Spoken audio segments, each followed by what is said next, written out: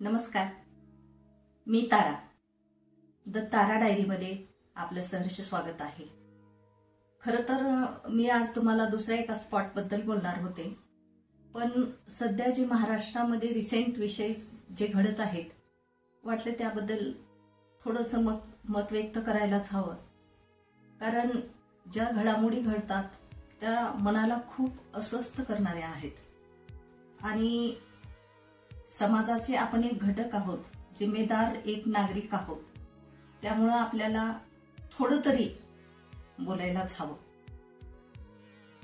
स्त्री जन्मा ही तुझी कहाणी, हृदयी अमृत नैना पाणी.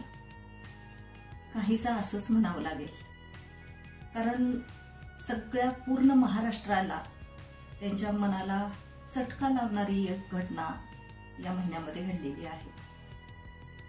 अर्थात मागच्या महिन्यात घडलेली आहे ती, पण घटनाच ही इतकी भयंकर होती की प्रत्येक ज्याच्या हृदयात एक संवेदनशील मन आहे ते मन हळहळल्याशिवाय राहिलं नाही.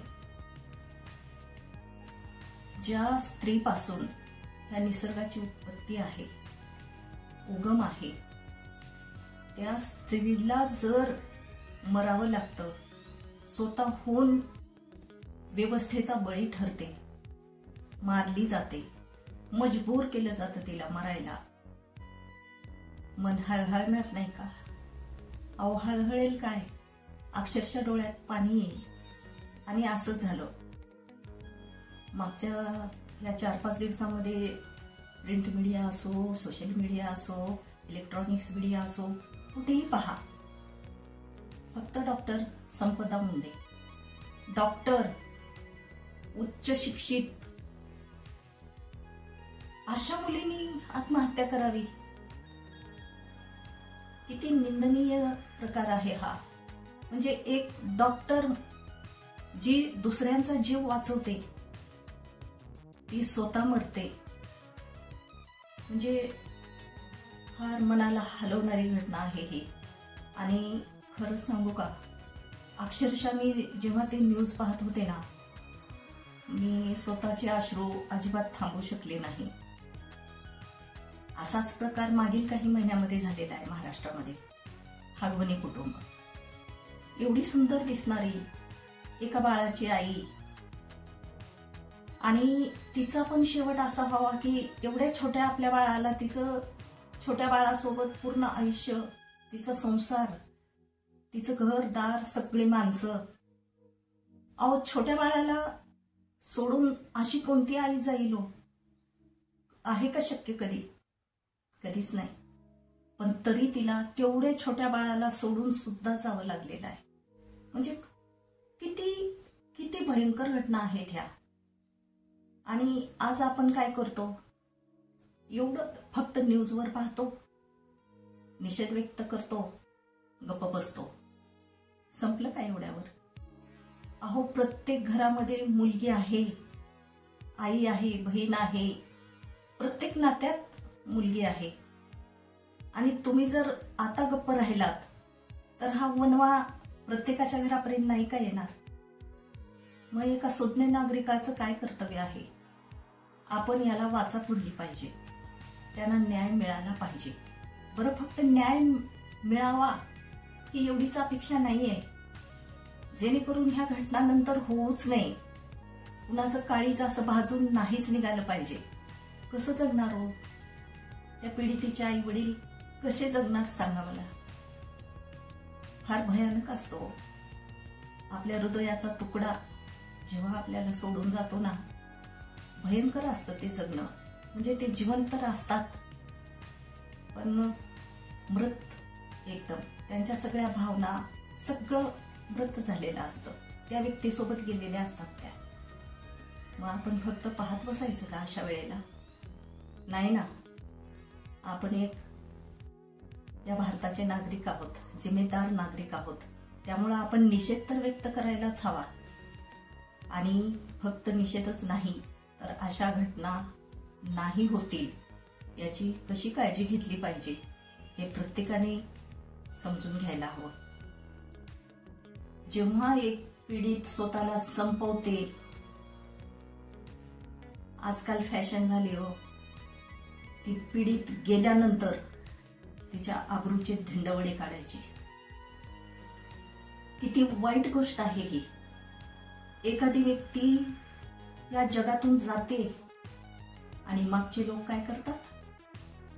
अहो, स्त्रिया आहात ना तुम्ही, मोठ्या पदावर बसलेले आहात,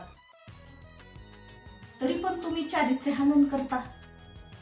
जी व्यक्ती हे जग सोडून गेली त्या व्यक्तीचं चारित्र्यहनन शोभतं का? अहो, ती व्यक्ती येणार आहे का सांगायला परत? क्लेरिफिकेशन देऊ शकणार आहे का ती? नाही ना. फॅशन झाली आहे का आजकाल? कोणती व्यक्ती, मोस्टली लेडीज, त्या जर अशा काही शिकार झाल्या ताबडतोब त्यांचं चारित्र्यहनन. म्हणजे त्या केसला काही अर्थच राहणार नाही आणि तिच्या न्याय मिळण्यावर पूर्ण त्याचा इफेक्ट पडणार. असं कसं चालणार? अहो, हा महाराष्ट्र छत्रपती शिवाजी महाराजांचा आहे, साधू संतांचा आहे, संताची भूमी आहे ही. नेहमी त्यांनी चांगले विचार दिलेले आहेत या महाराष्ट्राला. आणि त्याच महाराष्ट्रामध्ये काय घडतं हे स्त्रियांसोबत? त्यांचं चारित्र्यहनन होतंय. जिवंत असताना तर होतंय, मृत्यूनंतरही होतंय. असं कसं चालेल? आणि का चालवून घ्यायचं? किती दिवस? अगोदरच्या काळात तर स्त्रियांना त्रास होताच होता, पण त्या थोडं पुढे आल्या, शिकल्या, सवरल्या, स्वतःच्या पायावर स्वावलंबी झाल्या.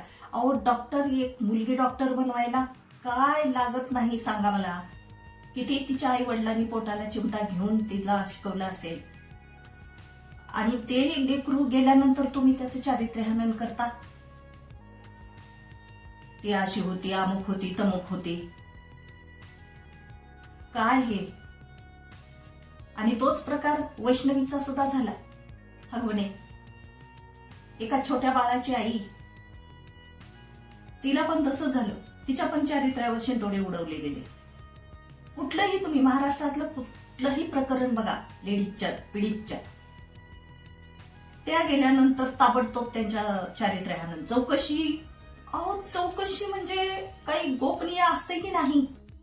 ताबडतोब ती गेल्यानंतर 1, 4, 8, 2 दिवसात, 3 दिवसात ताबडतोब तिचं चारित्र्यहनन केलं जातं.